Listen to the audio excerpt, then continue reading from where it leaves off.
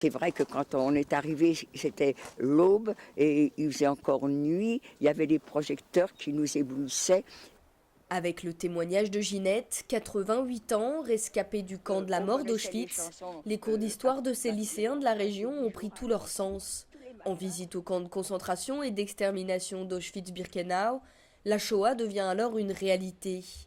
Devant les piles de cheveux récoltés par les nazis sur les déportés juives, ou encore devant cette pyramide de chaussures d'enfants, ces élèves de terminale prennent conscience de la folie nazie.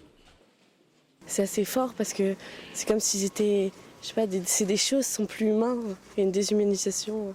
Je m'attendais pas à ça, enfin, je savais ce que j'allais voir, mais je pensais pas que ça allait me faire autant de choses. Moi je trouve que le principe du camp est déjà assez horrible en soi, et ce que je savais pas c'est que chaque petite chose était faite pour que vraiment il n'y ait plus aucune humanité et plus aucune raison d'espérer. Organisé tous les 2 ans depuis 1995 et financé par la région et le mémorial de la Shoah, ce voyage d'études en Pologne est éprouvant, mais l'intérêt pédagogique est lui capital. On a vu ça dans les livres, on a vu ça dans les commentaires de documents. Maintenant, ils vont pouvoir voir concrètement sur les lieux ce qui s'est passé.